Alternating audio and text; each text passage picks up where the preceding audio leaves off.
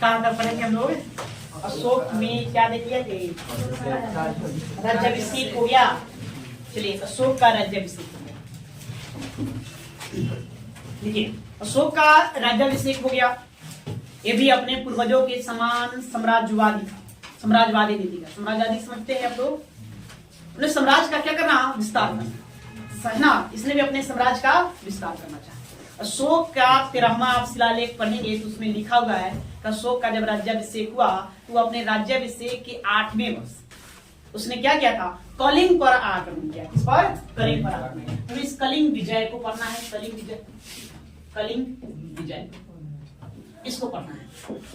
पहले इस टॉपिक को आज जान लेते हैं, उसके बाद आगे बढ़ेंगे। देखिए ऐसे हम बात करें कि एग्जामों में यहाँ से क्या प्रश्न पूछा जाता है। तो पहला प्रश्न अब आपको इस तरह से समय अवधि पूछा जाएगा कि कलिंग का युद्ध कब लड़ा गया, ये पूछा जाता है। तो 261 ईसा पूर्व इसका कलिंग का युद्ध लड़ा जाएगा। कलिंग पर सम्राट अशोक के द्वारा आक्रमण किया जाएगा, ये पूछा जाता है। दूसरा फिर आपसे पूछा जाएगा इसका जानकारी का स्रोत क्या है, कहां से मिलता है।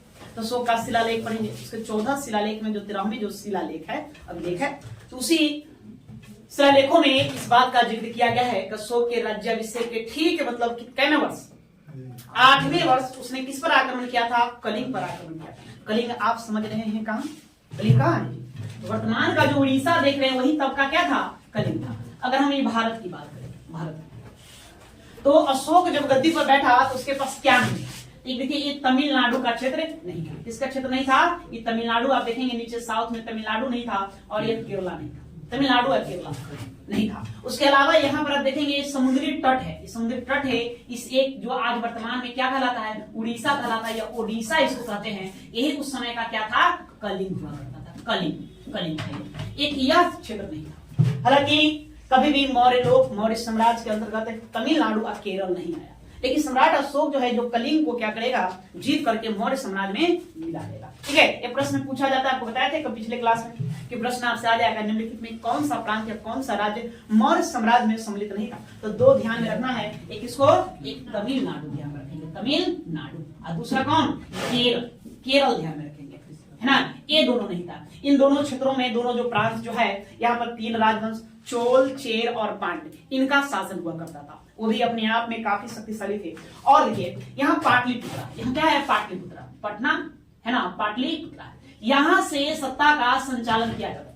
अब मौर्य लोग यहाँ से सत्ता का संचालन कर, तो इतना ये दक्षिणी एकदम सुदूर में जाना होगा, नीचे जाना होगा, वहां के सत्ता को आपको नियंत्रण करना, राजनीतिक व्यवस्था को कंट्रोल करना कोई आसान काम नहीं था। ठीक है, आप इसको जीत लेंगे, लेकिन जैसे ही आप वापस आएंगे फिर यहाँ पे लोग क्या करेगा? विद्रोह वगैरह कर लेगा, करके फिर से अपने आप को स्वतंत्र कर लेगा। और आगे हम पढ़ेंगे इतिहास के पन्नों में देखेंगे यही हुआ है। जो जो राजवंश उत्तर भारत से चलकर दक्षिण भारत में गया है साम्राज्य को विजित करने के लिए, जीत तो लिया, लेकिन कुछ ही समय तक। जैसे ही उत्तर भारत में आएगा फिर क्या होगा? फिर से वहां विद्रोह होगा, वो अपने आप को क्या कर लेता है? स्वतंत्र कर लेता है। काफी दूर है, कैसे कंट्रोल करोगे? दूर में है ना। एक आपका विश्वास पात्र उस तरह का मंत्री होना चाहिए या सेनापति जो भी हो वो व्यक्ति होना चाहिए जो नीचे के सत्ता को क्या करे? कंट्रोल करे, चलाए। ना हो तो फिर दिक्कत। राजा हर जगह देखे वो ठीक नहीं है। उसके लिए आपको आपका जो प्रशासनिक जो व्यवस्था है, ढांचा है, वो बिल्कुल ही सुदृढ़ और मजबूत होना चाहिए, वो होना चाहिए। लेकिन मुगल लोग भी काफी प्रयास किए कि साउथ को जीत ले, समूह नहीं हो पाया, है ना। साउथ जीतने आता था तो उत्तर भारत गड़बड़ा जाता था,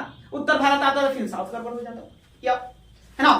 संतुलित काल में भी कई सारे शासक सोचे कि साउथ को जीत ले, साउथ पर आक्रमण तो किया, अटैक तो किया, उसको जीता भी, ऐसा बात नहीं कि नहीं जीता, जीता, लेकिन उसको लंबे समय तक अपने नियंत्रण में नहीं रख पाया, नहीं। अब एमबीटी की यदि बात करें तो एमबीटी जो है क्या करता है कि साउथ को कंट्रोल करने के लिए, कि दक्षिण भारत को नियंत्रित करने के लिए अपनी राजधानी साउथ में दिया था, दक्षिण भारत में दौलताबाद ले जाकर वहां अपनी राजधानी बना देगा, या महाराष्ट्र के पास अपनी राजधानी बना देगा, ताकि हम इसको भी कंट्रोल करें, उधर भी कंट्रोल करें। लेकिन मामला गड़बड़ हो गया, नीचे जैसे ही आया तो ऊपर में विद्रोह होना शुरू, ऊपर गड़बड़ होने लगा, तो फिर यहाँ से आया हुआ अपनी राजधानी ऊपर ले गया, ये हुआ। तो काफी दूर में आप कंट्रोल नहीं कर सकते। तो मौर्य लोग इन दो प्रांतों को नहीं जीत पाए। तो कारण इसके पीछे क्या है? एक कारण यह हुआ कि यह काफी दक्षिण दूर में है, काफी नीचे है, दूर में है। दूसरा बात यहाँ की चेल, चोरा, पांड्य 3 राजवंशों की का शासन यहाँ पर स्थापित था, वो भी अपने आप में ताकतवर थे, इसलिए बचा हुआ था यहाँ पर कौन? उड़ीसा। तो उड़ीसा को जीतने का प्रयास कौन करेगा? चंद्रगुप्त मौर्य करेगा, इसको जीता, जितने में क्या होगा? सफल होगा। तो क्या क्या प्रश्न बनेंगे? सबसे पहले समय कब इसको जीता गया? तो 261 ईसा पूर्व बीसी में इसको जीता गया अशोक के द्वारा। इसका उल्लेख कहां मिलेगा? तो अशोक के 13वें शिलालेख में कहा मिलेगा? 13वें शिलालेख में मिलेगा। उसी में लिखा हुआ है कि अपने राज्यारोहण कब होगा? 269 में। राज्यारोहण के ठीक 8वें वर्ष को क्या करेगा? कलिंग पर आक्रमण करेगा, उसको जीत लेगा। अच्छा, तो कलिंग पर क्यों आक्रमण किया? सवाल ये उठता है, आखिर अशोक फिर इसको क्यों जीता? इसके जो पिता दादा चंद्रगुप्त मौर्य नहीं पितामह थे, वो तो काफी ताकतवर शासक हुए चंद्रगुप्त मौर्य, है ना, बुद्धिमान भी थे, शक्तिशाली भी थे, सबको विजित किया, लेकिन इसको नहीं जीता। इधर आप देखें कि इधर में जो पाकिस्तान का क्षेत्र है या अफगानिस्तान का क्षेत्र है, यहां तक अपनी सत्ता को क्या कर लिया? स्थापित किया, लेकिन एक बगल में जो उड़ीसा था उसको नहीं जीता। फिर अशोक उसको जीतने गए, तो कुछ तो कारण रहा होगा। अशोक देखो तो क्या कारण है? इतिहासकार उसको बताते हैं कि कई सारे कारण हो सकते हैं कलिंग को विजित करने का, जीतने का। पहला कारण एक साम्राज्यवादी नीति ही मेरा है कि हम क्या करें, ज्यादा से ज्यादा राज्य प्रांत को जीत ले। अब जीतने के लिए कुछ बचा हुआ था नहीं, हम अब तो यहाँ हिंदू कुश पर्वतमाला तक पहुंचा चुके हैं, बाप दादा जीत कर वहां पहुंचा दिया। उत्तर में आप जाएंगे तो हिमालय कश्मीर तक, अभी हिमालय के ऊपर जाओगे, मुश्किल वाला बात भी है। उधर पर्वतीय क्षेत्र है, उधर जीत पाना भी संभव वाली बात नहीं है। नहीं, सेना भारी भरकम उधर नहीं ले जा सकते, कैसे चलेगा जी, है ना? घोड़ा हाथी वो पहाड़ों पर वो चलाना, उसको ले जाना, सर्वाइव करना बड़ा मुश्किल वाली बात है। और ठंड प्रदेश है, उधर काफी दिक्कत है, इसे उधर नहीं जा सकते। तो कोना में बचा हुआ था एक, उसके साम्राज्य के अंतर्गत ही एक तरह से कहिए कांख में नहीं, बाजू में अपना कौन? उड़ीसा था, कलिंग था, तो सोचा कलिंग को जीत लेते हैं साम्राज्यवादी विस्तार की नीति के तहत। एक कारण हो सकता है। दूसरा कारण बताया जाता है इसका एक अपना सामरिक महत्व था, व्यापारिक महत्व। व्यापारिक महत्व क्या? इस समुद्र का तट था, ऐसे इसके पास समुद्री तट तो इधर तो है, लेकिन बगल में जो समुद्र तट है ये नहीं है, तो सोचा कहीं उसको जीत लेंगे, समुद्री तट हमारे पास प्राप्त हो जाएगा। आज सामुद्रिक व्यापार पर आराम से हम क्या करेंगे? नियंत्रण कर लेंगे। किधर? बंगाल की खाड़ी को। हमने अरब सागर को तो कंट्रोल कर लिया, बंगाल की खाड़ी को कंट्रोल करने के लिए उड़ीसा के तट को जीतना जरूरी है, उसको भी जीत लेते हैं, क्योंकि इसके नीचे आंध्र प्रदेश के जीतने का प्रमाण मिलता है, ऊपर में बंगाल जीत चुका है, तो बीच में उड़ीसा क्यों रहेगा? इसको तो समुद्र तट की प्राप्ति हो जाएगा। समुद्र के तट की प्राप्ति हो जाएगा तो हम क्या करेंगे? आराम से हम समुद्री व्यापार कर सकते हैं वहां नियंत्रण। और साथ में एक ये भी प्रमाण दिया जाता है कि उसमें बंगाल की खाड़ी में कुछ मतलब समुद्री डाकुओं का प्रभाव था, काफी लूटपाट मचाते थे, तो लूटपाट मचाते थे, तो समुद्री डाकुओं को कंट्रोल करने के भी काम आएगा। हम यहाँ पर क्या करेंगे? अपना पुलिस चौकी वगैरह स्थापित कर लेंगे, यहाँ इसको केंद्र बना लेंगे, सैनिकों का केंद्र बना लेंगे, और यहाँ से समुद्री डाकुओं को कंट्रोल करेंगे, नियंत्रित करेंगे, उसका खात्मा कर देंगे। इससे सुगमता से इस बंगाल की खाड़ी में व्यापार हो सकता है, समुद्री मार्ग के द्वारा व्यापार क्या हम कर सकते हैं। एक कारण। दूसरा कारण बताया है कि युद्ध में हाथियों को बड़ा महत्व था। और उस समय का जो कलिंग था, हाथी या घोड़े दो जानवरों के लिए बड़ा फेमस था। कहा जाता है उन्नत किस्म के घोड़े और हाथी कहां से मिलते थे? उड़ीसा से मिलते, उड़ीसा में पाए जाते थे। तो सोचा कि भाई इसको कंट्रोल कर लेंगे, जीत लेंगे, तो यहाँ से हम क्या करें? यहाँ के जंगलों से हम हाथी की प्राप्ति कर लेंगे। नहीं, आगे अभी वर्तमान में देख रहे हैं उड़ीसा में बहुत सारे अभ्यारण्य बने हुए हैं जो हाथियों के लिए फेमस है ना, हाथियों के लिए क्या है? फेमस है, प्रसिद्ध है यहाँ। तो हम हाथी की प्राप्ति कर सकते हैं, घोड़े की प्राप्ति कर सकते हैं। इन हाथियों का प्रयोग हम कहां करेंगे? युद्ध में कर सकते हैं। तो ये भी एक कारण बताया जाता है। तो यही सब कारण है। इन कारणों को लेकर के उड़ीसा पर क्या कर दिया गया? आक्रमण कर दिया गया। किसके द्वारा? अशोक के द्वारा। ठीक है, तो पहले इतना आप लिखिए, उसके बाद फिर हम जानेंगे इसका परिणाम क्या हुआ। ओके, लिखेंगे, हेडिंग देंगे कलिंग विजय। कलिंग विजय, कलिंग विजय।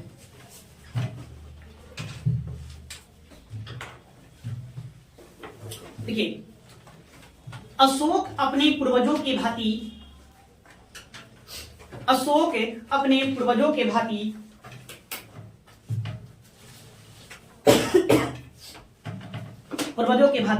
साम्राज्यवादी नीति का था। साम्राज्यवादी नीति का था।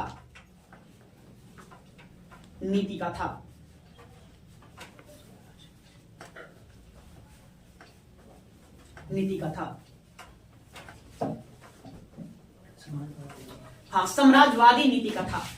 समाजवादी नहीं, साम्राज्यवादी नीति का था। अशोक के 13वें शिलालेख से ज्ञात होता है कि अशोक के 13वें शिलालेख से ज्ञात होता है कि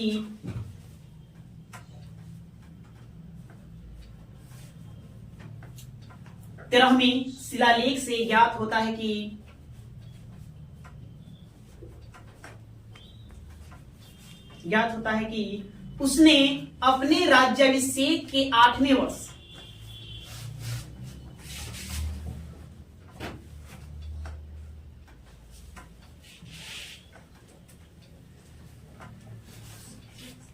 उसने अपने शिलालेख के 8वें वर्ष, क्या समय निकलेगा 269 में आप 8 माइनस करेंगे कितना होगा 261, तो पोस्ट में लिख दो 261 ईसा पूर्व।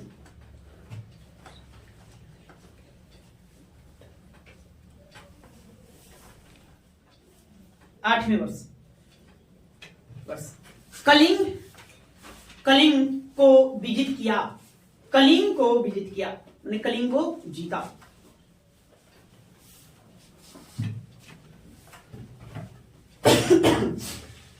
कलिंग को जीता या विजित किया। इतिहासकारों के अनुसार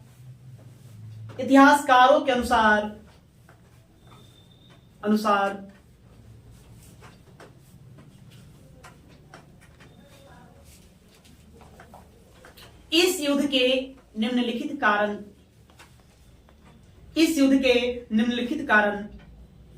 हैं।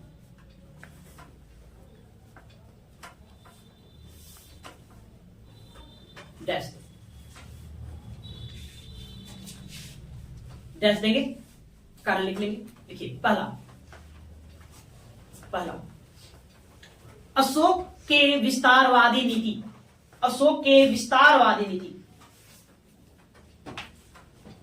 विस्तारवादी नीति। दूसरा कलिंग की व्यापारिक महत्व।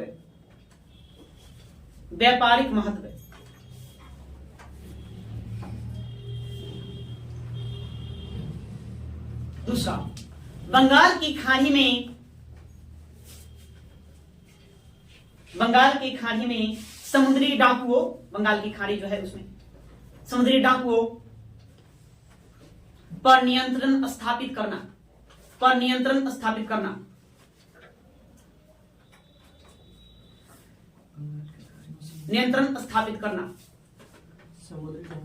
समुद्री डाकुओं पर नियंत्रण स्थापित करना। शॉर्टकट मारो, उतना ज्यादा नहीं देखो। समुद्री डाकुओं को कंट्रोल करना, नियंत्रण स्थापित करना।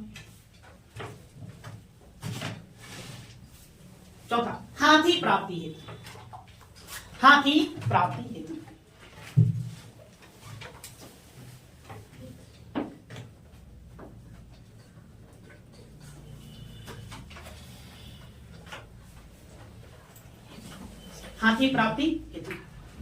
ठीक है। हाथी प्राप्ति इसके बाद समझ गए। 4 कारण आप जानेंगे, ज्यादा आपको नहीं जानना है क्या कारण है। ज्यादा अगर क्वेश्चन को, प्रश्न को यदि कठिन बनाएगा तो नहीं पूछ सकता है कि बताइए निम्नलिखित में कौन सा कथन सत्य है, इन चारों को आपको डालेगा।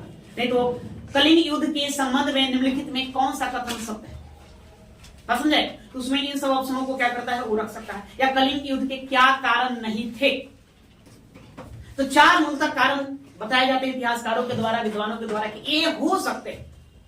अब अनिवार्य रूप से नहीं बताया जाता है मतलब यही कारण है, हो सकते मतलब अंदाजा लगाया गया, गेस किया गया। क्या भाई, तो अशोक की विस्तारवादी नीति या साम्राज्यवादी नीति, मतलब हम अधिक से अधिक प्रांतों को क्या करें, जीते, राज्यों को जीते, ये उसका एक कारण रहा होगा। दूसरा बंगाल की खाड़ी में जो समुद्री डाकू हैं उन डाकुओं को हम क्या करें, कंट्रोल कर लें। या तो तीसरा जो कलिंग के पास समुद्री तट था, तो समुद्री तट है तो समुद्री तट जान ही रहे हैं, वो व्यापारिक दृष्टिकोण से बड़ा ही महत्वपूर्ण होता है, तो उस व्यापारिक महत्ता के कारण वो, और हाथी की प्राप्ति, युद्धों में हाथी की बहुलता थी, बड़े पैमाने पर हाथियों का प्रयोग किया जाता था, तो वहां से हम हाथी भी प्राप्त कर सकते हैं। नहीं बताइए वो पहला शासक कौन था जिसने युद्ध में हाथियों का प्रयोग किया? बिंबिसार। बिंबिसार पहला राजा हुआ जिसने क्या किया, युद्ध में हाथियों का प्रयोग किया। नहीं, हाथी बड़ा कमाल कर भैया, हाथी जब हम टैंक ले आते हैं जी, ठीक है, टैंक क्या एक तरह से हाथी है, वहां देखा उस सैनिक को ऐसे कुचल लोग युद्ध में क्या करते हैं, हाथी को शराब पिला दे, शराब पिला कर पागल कर दे, मस्त है ना, मस्त मौला ले जाकर विपक्षी दल के खेमे में छोड़ देते हैं। वो पागल हाथी कौन कंट्रोल करेगा?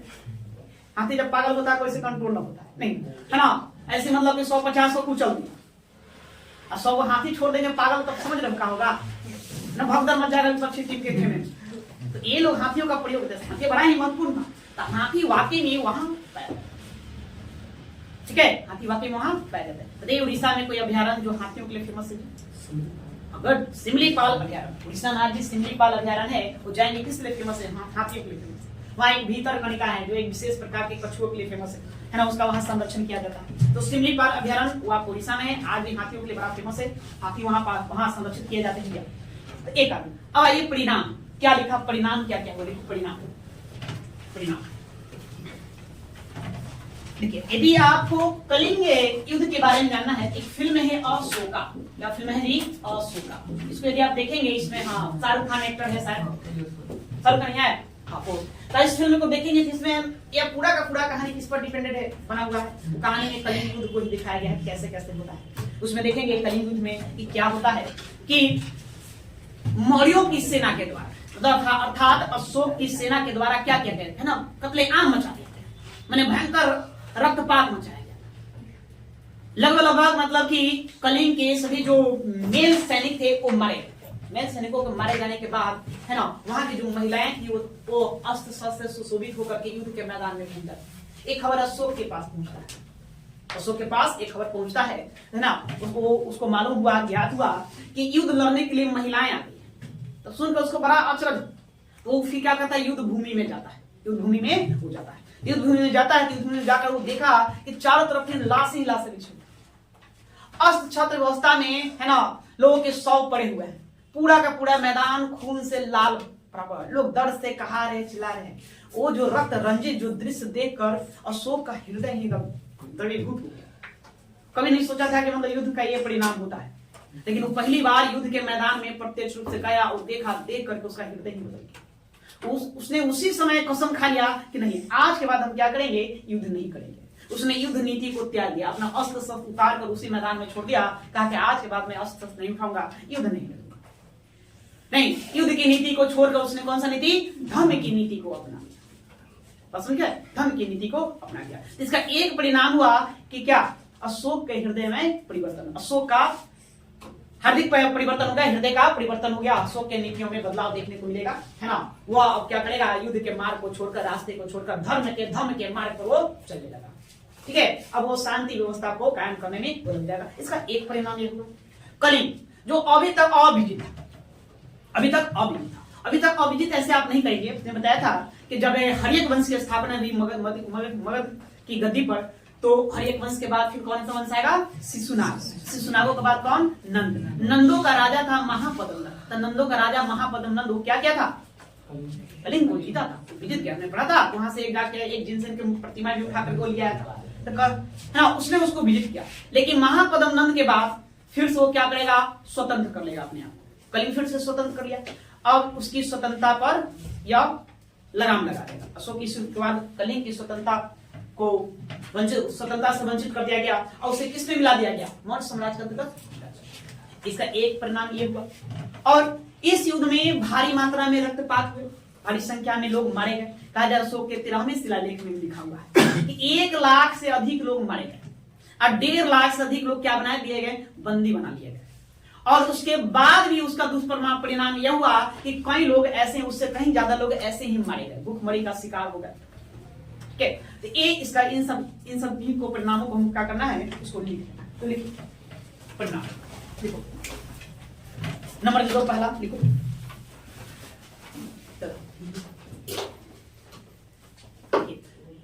कलिंग की स्वतंत्रता का अंत हुआ। कलिंग की स्वतंत्रता का अंत हुआ।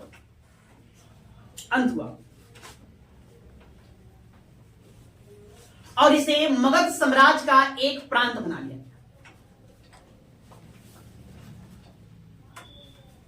और इसे मगध साम्राज्य का एक प्रांत बना लिया गया।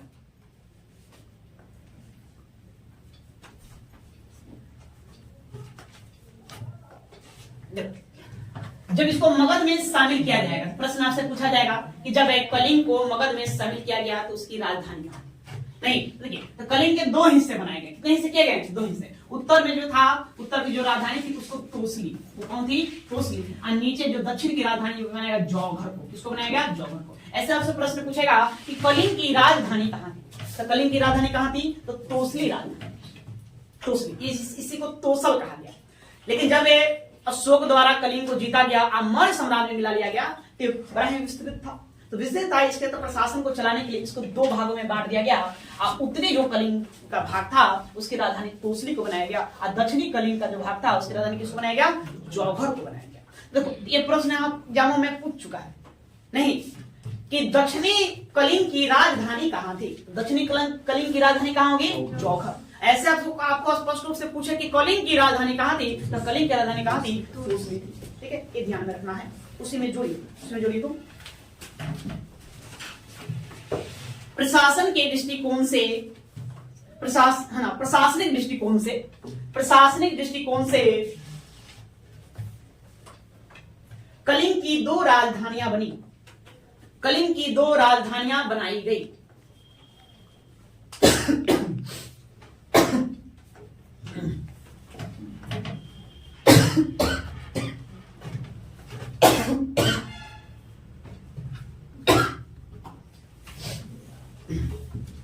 प्रशासनिक दृष्टिकोण से कलिंग की दो राजधानियां बनाई गई।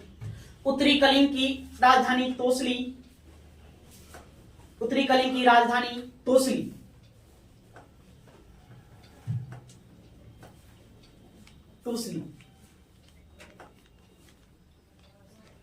और दूसरी कलिंग की राजधानी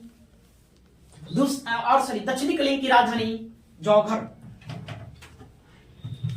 और दक्षिणी कलिंग की राजधानी जौघर बना।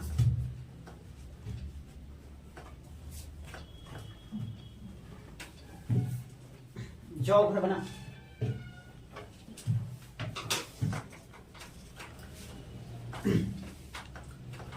अगला लिखिए दूसरा। इस युद्ध में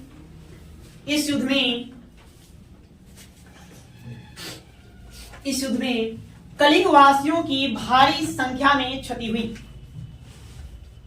इस युद्ध में कलिंग वासियों की भारी संख्या में क्षति हुई।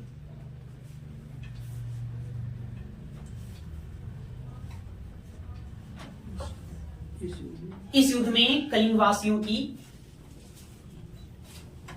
भारी संख्या में क्षति हुई।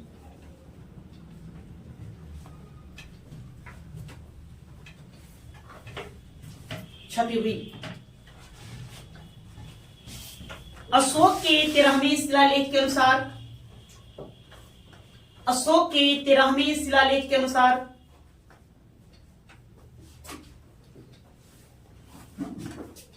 शिलालेख के अनुसार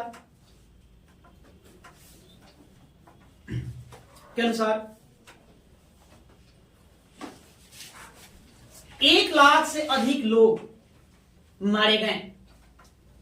1 लाख से अधिक लोग मारे गए।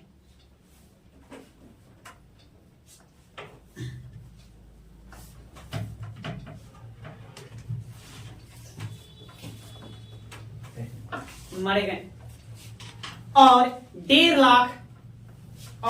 लाख बंदी बना लिए गए।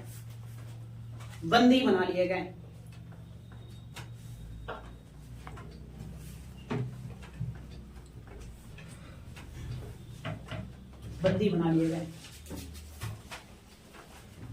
आगे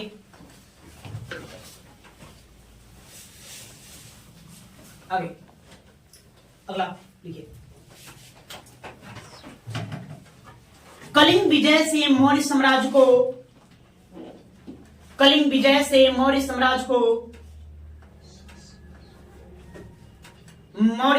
को नए समुद्री तट प्राप्त हुए।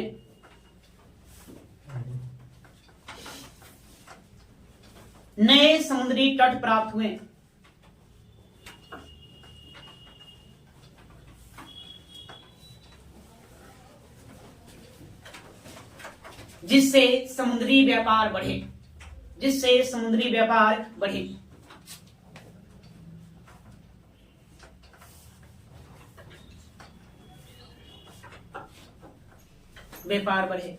साथ ही बंगाल की खाड़ी में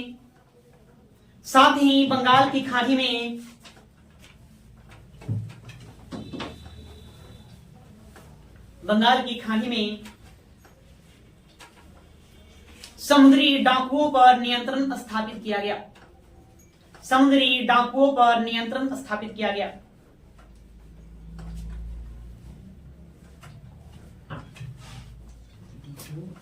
डाकुओं पर नियंत्रण स्थापित किया गया, उसको कंट्रोल किया गया।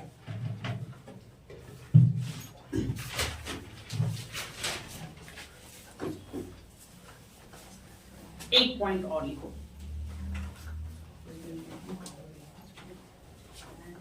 देखिए, अशोक कलिंग युद्ध की कलिंग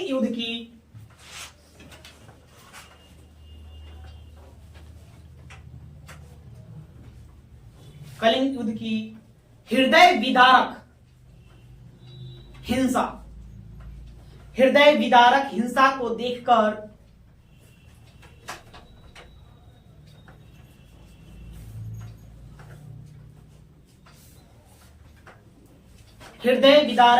को देखकर द्रवित हो गया।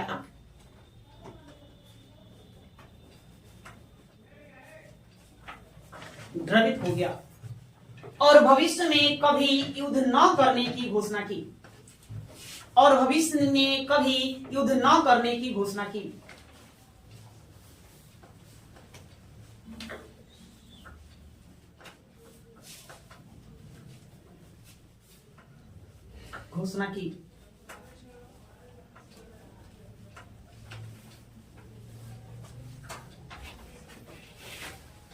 उसने युद्ध घोष को त्याग कर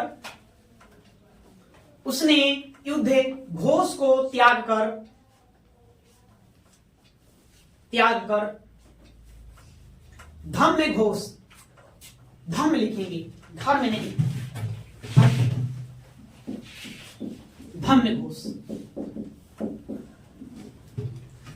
धम्म घोष को अपनाया।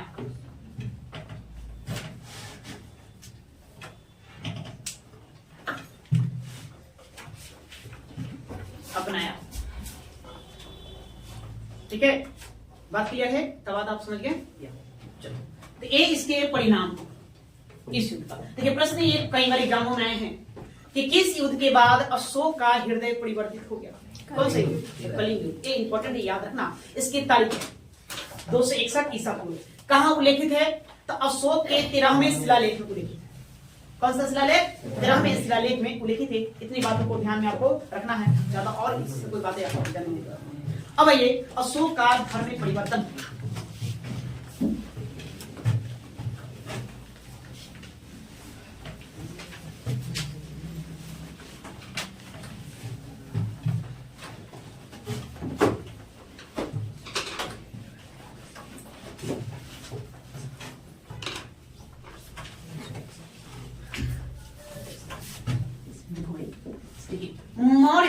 मौर्य वंश में हमने बताया कि हाँ, इसकी शुरुआत की पहले कहां शुरू किया? चंद्रगुप्त मौर्य।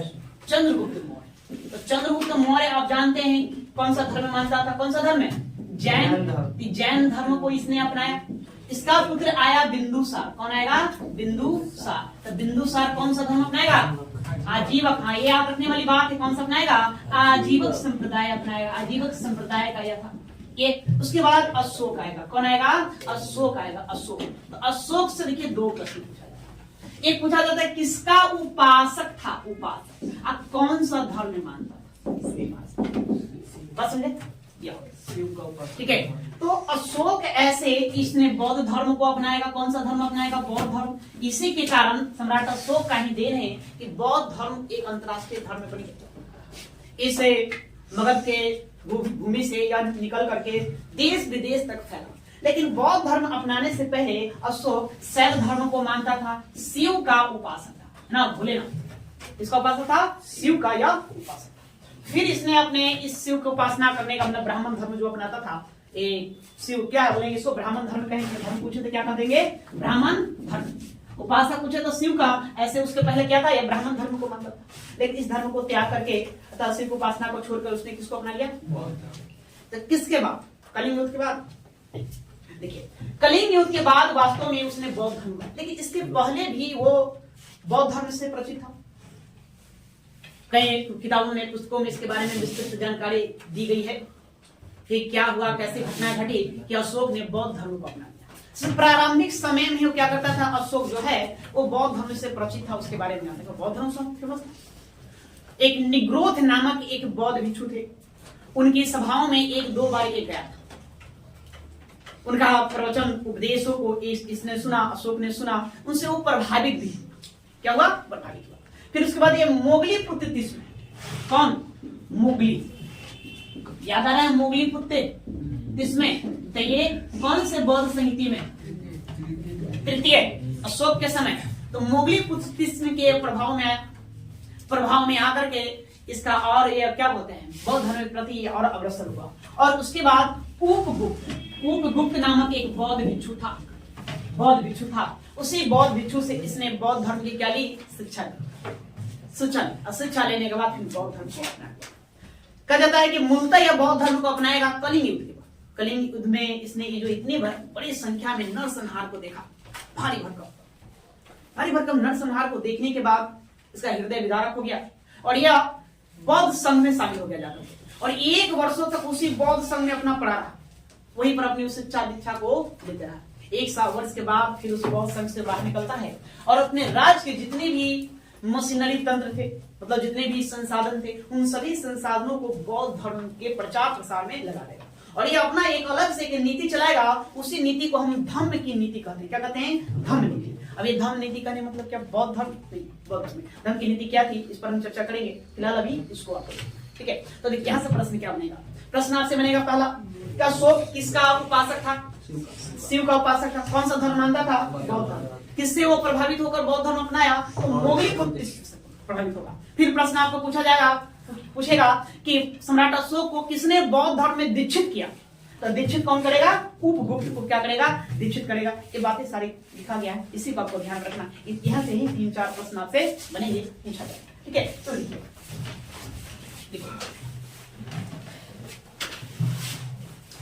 अशोक पहले ब्राह्मण धर्म का अनुयायी था।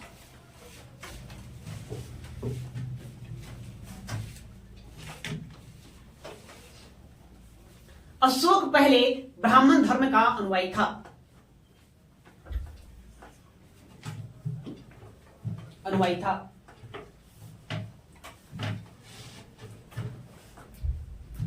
महावंश के अनुसार, महावंश के अनुसार वह प्रतिदिन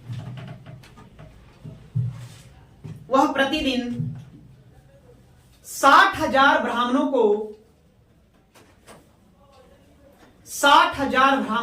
को भोजन दान दिया करता था, भोजन दान देता था, दान में देता था।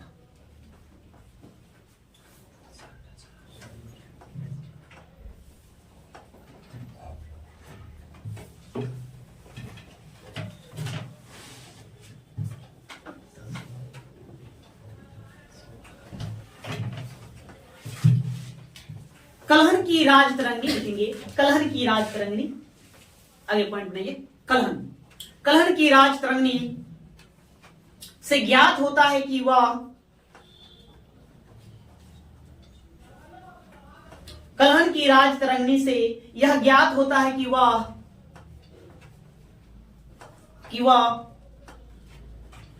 बौद्ध धर्म अपनाने से पूर्व, कलहन की राज तरंगिणी से यह ज्ञात होता है कि वह बौद्ध धर्म अपनाने से पूर्व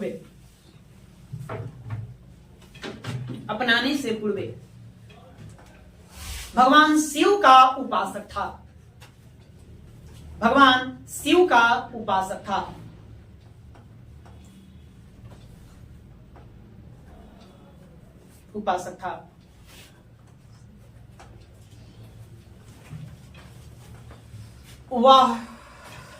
वह है बौद्ध आचार्य या बौद्ध गुरु, लिखो जो लिखो, बौद्ध आचार्य मोगली पुत्र तिस्मे के प्रभाव में आकर प्रभाव में आकर बौद्ध धर्म अपना लिया।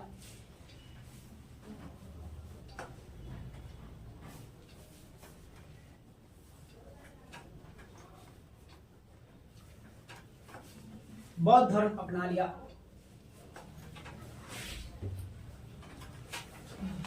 उपगुप्त उपगुप्त उपगुप्त लिखी। उपगुप्त नामक बौद्ध भिक्षु ने उपगुप्त नामक बौद्ध भिक्षु ने अशोक को बौद्ध धर्म में दीक्षित किया था। बौद्ध धर्म में दीक्षित किया था।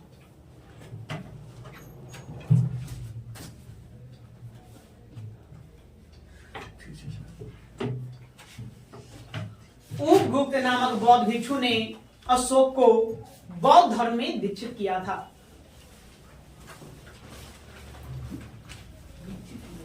एक दो पंक्ति और दीक्षित मतलब ज्ञान देना, शिक्षा देना, बताना भाई बौद्ध धर्म क्या है ना, शिक्षा दीक्षा दे देना। अगली की कलिंग युद्ध। कलिंग युद्ध के नरसंहार। कलिंग युद्ध के नरसंहार। युद्ध के नरसंहार से अशोक की अंतरात्मा।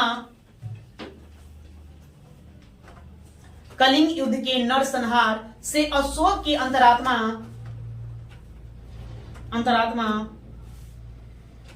को तीव्र आघात पहुंचा।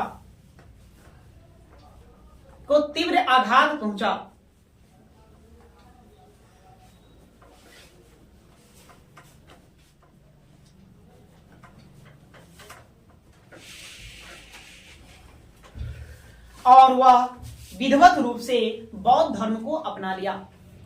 और वह विधिवत रूप से बौद्ध धर्म को अपना लिया। बौद्ध धर्म को अपना लिया।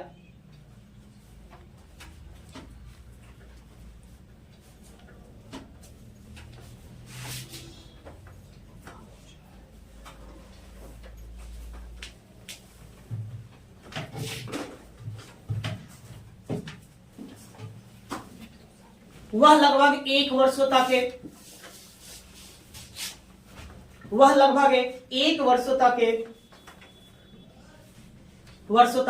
बौद्ध संघ में रहा।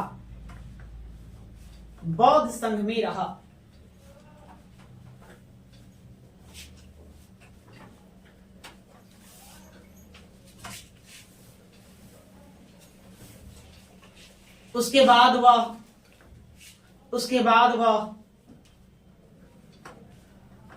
वह अपने साम्राज्य के समस्त संसाधनों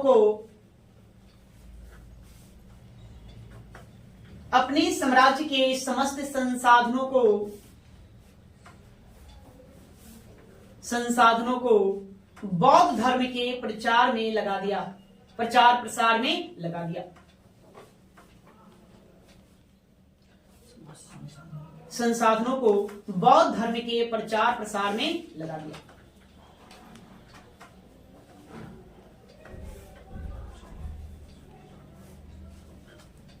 ठीक है, बात क्लियर है? बात समझ गए? चलिए, अब ये बौद्ध धर्म में दीक्षित हो गया।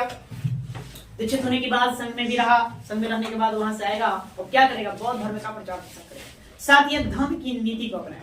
तो किस तरह से इसने धर्म को नीति को अपनाया, किस तरह से बौद्ध धर्म का प्रचार प्रसार किया, वो हम सब बातें को देखेंगे कहां पर किसको भेजा। मैंने कई जगहों पर, क्षेत्रों पर अलग अलग व्यक्तियों को क्या करेगा? वह भेजेगा। तो सब के बारे में चर्चा करेंगे। अब आप हेडिंग दीजिए, अशोक की धम्म की नीति। अशोक की धम्म की नीति।